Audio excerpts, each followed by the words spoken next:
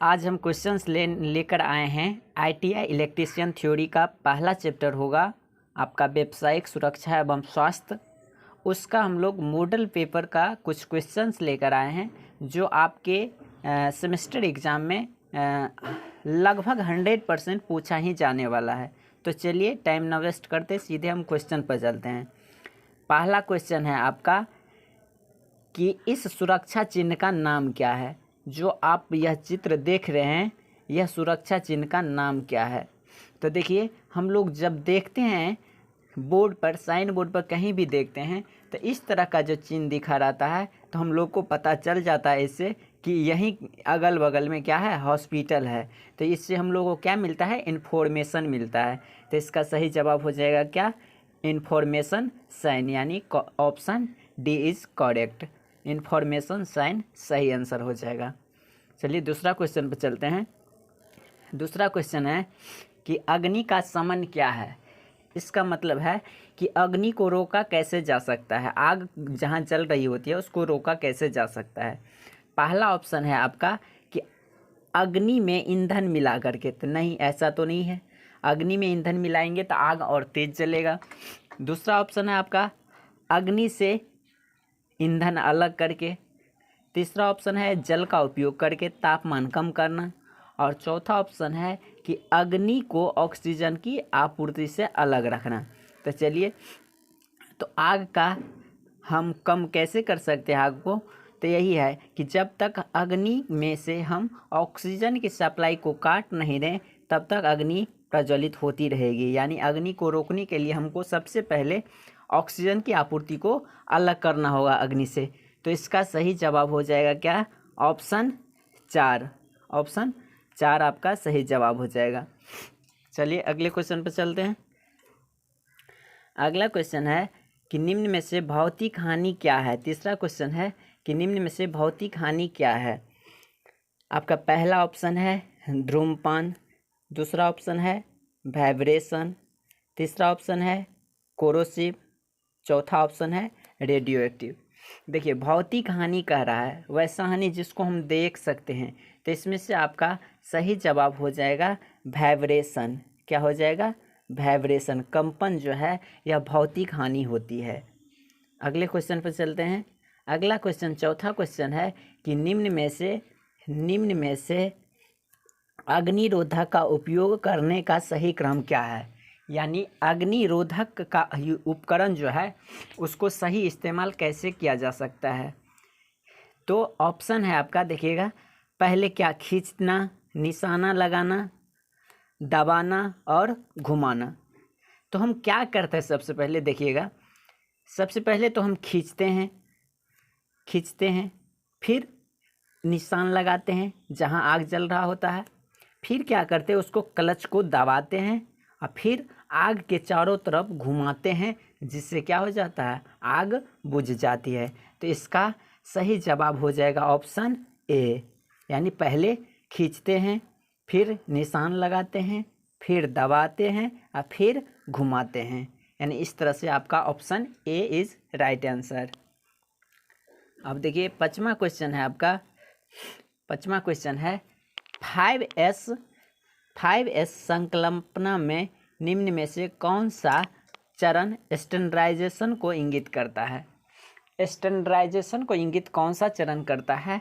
तो देखिए इसका तो राइट आंसर होगा आपका ऑप्शन डी, यानी चतुर्थ चरण। और ये कैसे होता है, तो देखिए यह एक टूल का स्टैंडर्डाइजेशन इंगित करता है।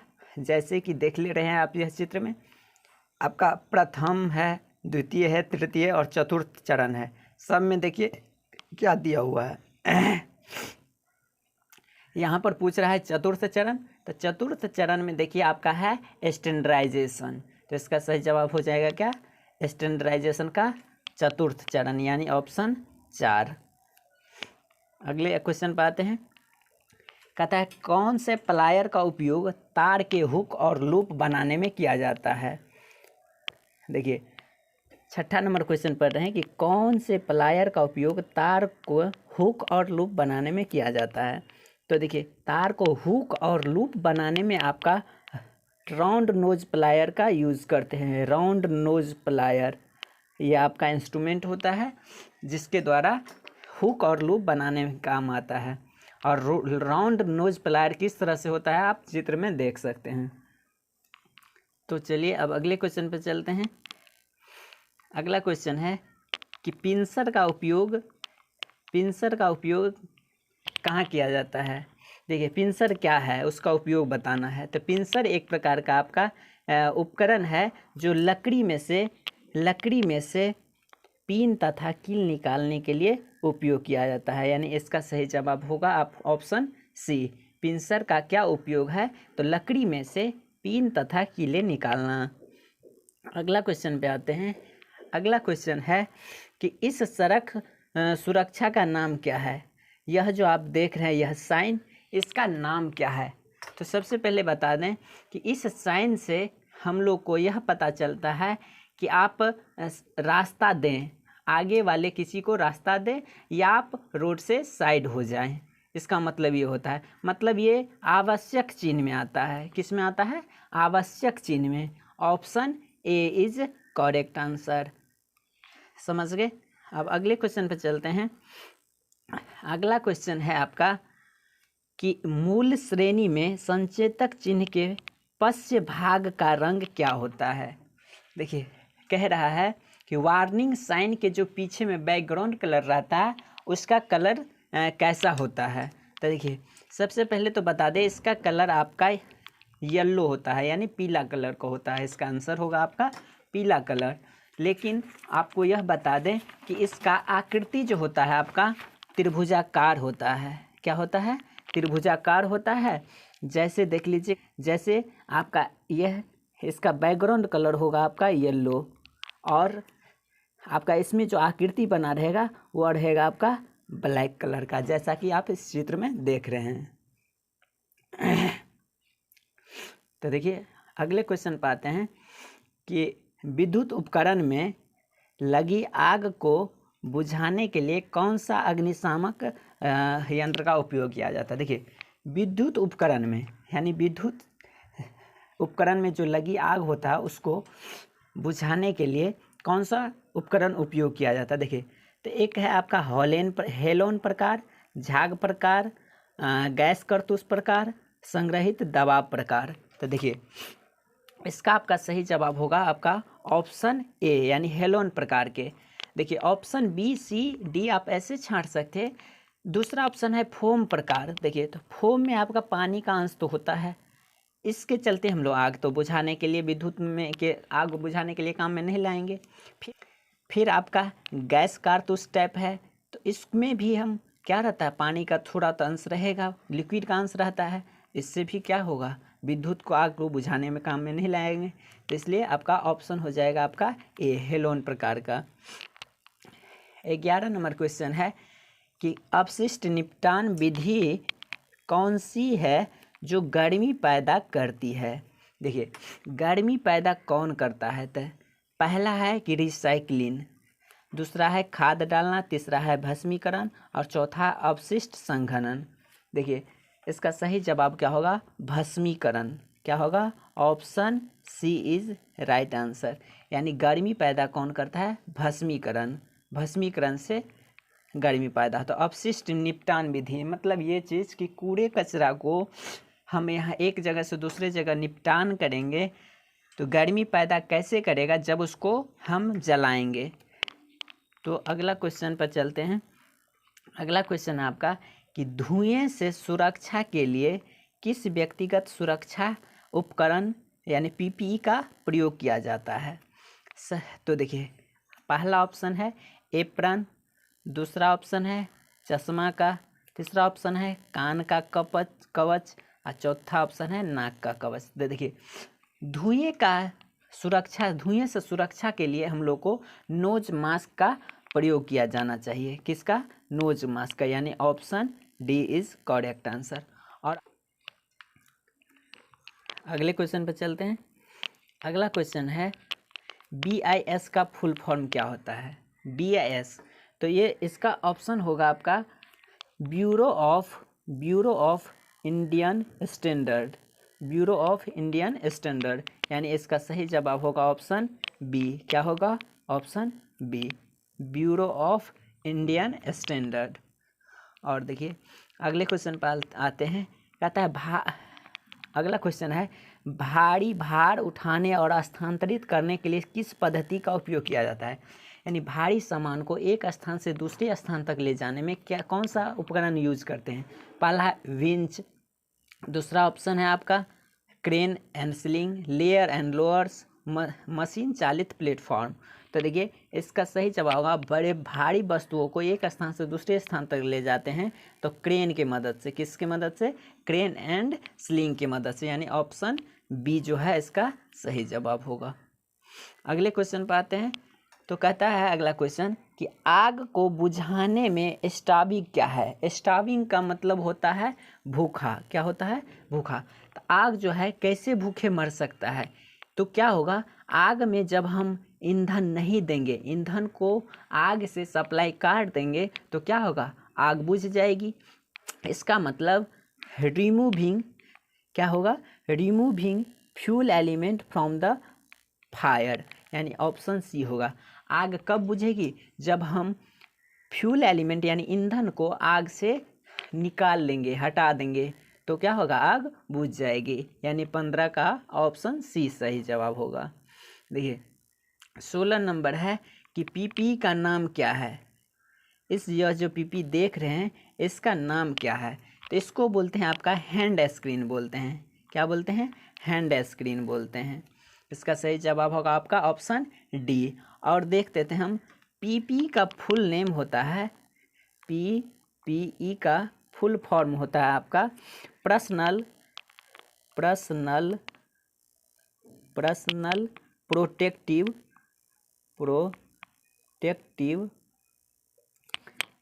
इक्विपमेंट।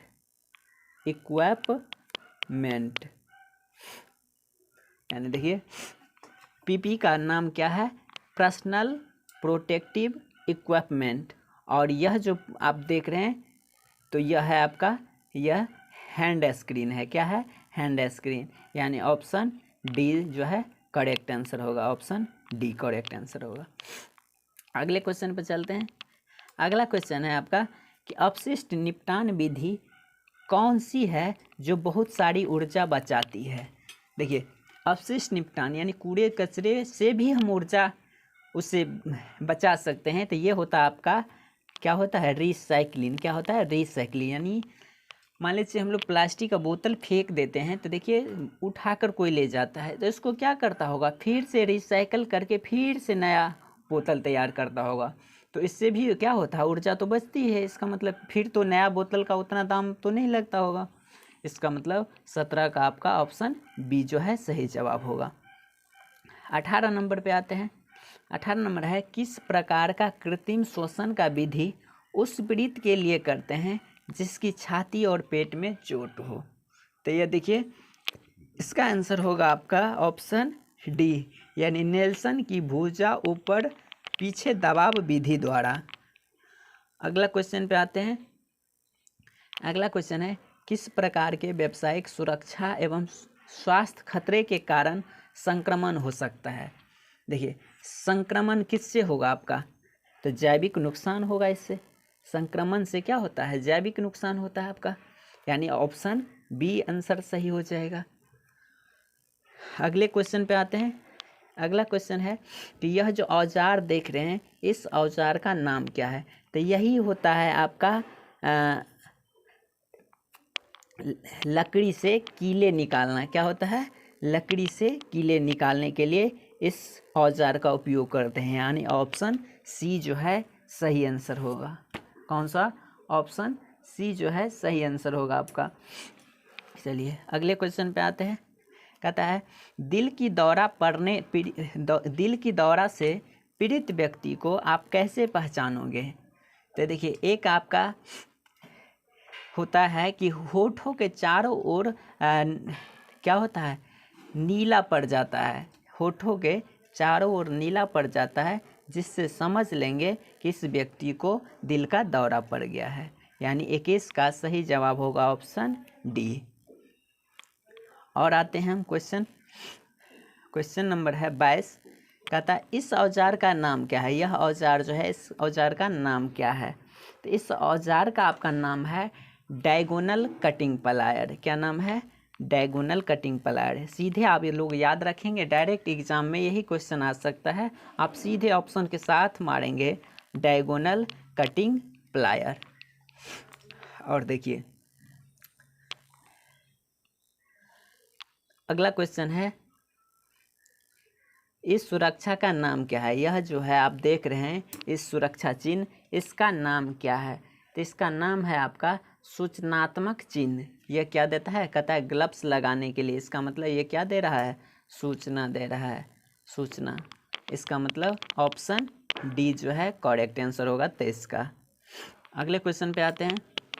कहता है रक्त को बहाव को रोकने के लिए किस प्राथमिक उपचार का उपलब्ध कराई जाएगी। प्राथमिक उपचार कहता है कि किसी पीड़ित व्यक्ति को आपको ब्लड निकल रहा है तो सबसे पहले आप क्या करेंगे। तो देखिए सबसे पहले तो यह जान ले कि प्राथमिक उपचार होता क्या है। प्राथमिक उपचार यह होता है कि हम डॉक्टर के पास जाने से पहले जो उपचार कर लेते हैं अपने से, खुद से, उसे बोलते हैं प्राथमिक उपचार। तो देखिए मलहम लगाएंगे तो क्या ब्लड निकलना बंद हो जाएगा? नहीं। चोट लगे भाग को ऊपर रखना है, इससे भी ब्लड आपका रुकेगा नहीं। अगला है कि चोट लगे भाग को ड्रेसिंग करना है। ड्रेसिंग करने से क्या, ड्रेसिंग मतलब उसको साफ सफाई करना। देखिए चौथा ऑप्शन है कि चोट लगे भाग को दबाव डालना। तो हमको लगता है कि पीड़ित व्यक्ति को जिसका रक्त बहाव हो रहा है उसको रोकने के लिए जिस स्थान पर कट गए हैं उस स्थान पर सबसे पहले कि दबाव डालना चाहिए, यानी उसको दाब देना चाहिए। तो क्या होगा? ब्लड रुक जाएगा। इसका आंसर हो जाएगा आपका डी। चलिए अगले क्वेश्चन पे आते हैं। अगला क्वेश्चन है कि पीड़ित को बचाने हेतु क्या तात्कालिक कदम उठाना चाहिए यदि वह अभी अभी विद्युत शक्ति स्रोत से संपर्क में है। तो देखिए सबसे पहले अगर वह तार के संपर्क में ही है जिससे विद्युत धारा प्रवाहित हो रहा है तो सबसे पहले हमको करना है क्या कि उस तार के सप्लाई को काट देना है। तो देखिए आपका आंसर कहाँ है? ऑप्शन है कि संयोजक को अलग करके शक्ति आपूर्ति को बंद कर दें, यानी ऑप्शन डी जो है करेक्ट आंसर हो जाएगा। आते हैं अगले क्वेश्चन पे। तो ये इस चिन्ह का क्या नाम है बोल रहे हैं। तो देखिए हम लोग को स्कूल के बगल में यह चिन्ह आपको देखने को मिलेगा। इसका मतलब होता है पैदल चलना, पैदल क्रॉसिंग के लिए यह चित्र यानी यह साइन दिखाया जाता है। अगला क्वेश्चन पे आते हैं। अगला क्वेश्चन है 27 नंबर की यदि पीड़ित को सिर में चोट लगी है और वह मर रहा है तो उसके लिए स्वर्णिम घंटा कौन सा होगा? स्वर्णिम घंटा। तो यह इसका स्वर्णिम घंटा हो जाएगा 30 मिनट। कितना? 30 मिनट। ऑप्शन बी जो है सही आंसर होगा। अगले क्वेश्चन पे चलते हैं। अगला क्वेश्चन है कि पीड़ित को कौन सी स्थिति में कोमा में कहा जाता है। यानी कोई भी मरीज आपका कोमा में चल गया तो उसको आप कैसे पहचान लेंगे कि यह कोमा में गया है। तो इसका देखिए बेहोश रहना और बुलाने पर उत्तर न देना। यह तो उत्तर लग रहा है, देखिए। दूसरा पढ़ते हैं होश में रहना पर बुलाने पर उत्तर न देना। ये भी थोड़ा थोड़ा सही लग रहा है। सांस लेना पर बुलाने पर उत्तर न देना। ये भी थोड़ा सही लग रहा है। आगे पढ़ते हैं कि पूरी तरह संवेदनशील होकर लेटे रहना एवं बुलाने पर उत्तर न देना। देखिए सबका बात इसी में निहित है। इसका मतलब ऑप्शन आपका डी जो है यह सही आंसर हो जाएगा। ऑप्शन डी जो है सही आंसर हो जाएगा। तो हम लोग इलेक्ट्रीशियन थ्योरी का पहला चैप्टर व्यावसायिक सुरक्षा एवं स्वास्थ्य का इतना सारा क्वेश्चन किए। आई होप यह वीडियो पसंद आया होगा तो लाइक कीजिए, कमेंट कीजिए। Thank you.